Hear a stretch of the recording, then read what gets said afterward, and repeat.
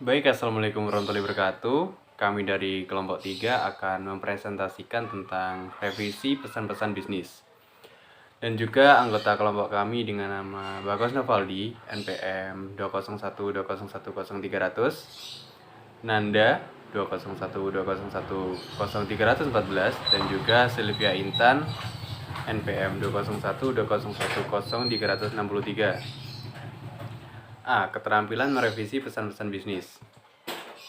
Menulis pesan-pesan bisnis sangatlah berbeda dan tidak semudah menulis pesan-pesan yang bersifat pribadi atau personal, seperti penulisan surat kepada orang tua atau saudara. Maka dari itu, dalam penulisan surat-surat bisnis yang baik diperlukan proses pemikiran dan tenaga dan waktu yang cukup. Akan berbahaya apabila penyampaian pesan-pesan bisnis cenderung dilakukan secara asal-asalan atau ceroboh, baik dalam sisi substansi, isi pesan maupun format penulisan. Adapun dalam komunikasi bisnis, terdapat jenis-jenis pesan bisnis yang disampaikan. Di antaranya, 1. Pesan-pesan bisnis tertulis. Proses penulisan pesan bisnis tertulis dimulai dari penulisan draft, kemudian dilakukan penelaahan lebih lanjut dari sudut substansi suatu pesan maupun pengorganisasian, gaya bahasa yang digunakan, susunan kalimat, dan mekanik, format dan tata letak penulisannya, mengedit isi pengorganisasian dan gaya penulisan, mengedit mekanik atau teknis penulisan, mengedit format dan layout. 2. Pesan-pesan bisnis lisan. Pesan-pesan bisnis yang disampaikan dalam bentuk lisan pun memerlukan pengecekan ulang, perbaikan atau pengeditan seperlunya sehingga suatu pesan bisnis dapat dipahami dengan baik. Meskipun pesan-pesan bisnis disampaikan secara lisan, namun diperlukan juga kerangka dasar tentang substansi pesan-pesan bisnis yang akan disampaikan. Kegiatan pengeditan pesan-pesan bisnis lisan mencakup antara lain substansi pesan yang disampaikan, pengorganisasiannya, dan gaya bahasa yang digunakan. Pesan-pesan bisnis lisan. Substansi pesan. Langkah pertama dan utama dalam melakukan pengeditan atau editing pesan-pesan bisnis. Pengorganisasian pesan. Isi pengorganisasian pesan, pembuka, penyampaian substansi pesan, dan penutup. Gaya bahasa yang digunakan bisnis secara lisan lebih menarik dan dinamis daripada yang berbentuk tertulis.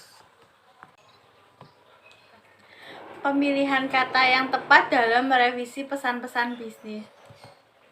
Pemilihan kata yang tepat adalah penggunaan kata-kata tertentu untuk mencurahkan ide atau pikiran ke dalam sebuah kalimat, agar pesan yang terkandung dalam kalimat yang disampaikan kepada orang lain dengan mudah dimengerti, maka harus menggunakan kata-kata dengan baik. 1. Memilih kata yang sudah dikenal. Dalam menyampaikan pesan-pesan bisnis, gunakanlah kata-kata yang sudah dikenal, umumnya dan lazim sehingga mudah dipahami oleh audiens. Jangan menggunakan kata-kata atau istilah yang nampak hebat, tetapi akhirnya membuat audiens bingung. 2. Memilih kata-kata yang singkat. Memilih kata-kata yang singkat dalam menyampaikan pesan-pesan bisnis juga perlu dilakukan. Kata-kata yang singkat selain efisien juga dapat mudah dipahami oleh audiens. Meskipun pemilihan kata yang disingkat diperlukan, akan tetapi perlu untuk tetap memperhatikan berbagai kaidah penulisan bahasa yang baik dan benar. 3. Menghindari kata-kata yang bermakna ganda. Kata-kata yang memiliki berbagai pengertian harus dihindari dalam menyampaikan pesan-pesan bisnis. Penggunaan kata-kata tersebut akan mengakibatkan terjadinya penafsiran yang bermacam-macam. Akibat yang terjadi adalah kemungkinan tidak tercapainya maksud penyampaian dari pesan-pesan bisnis tersebut. Yang selanjutnya adalah membuat kalimat efektif dalam merevisi pesan-pesan bisnis.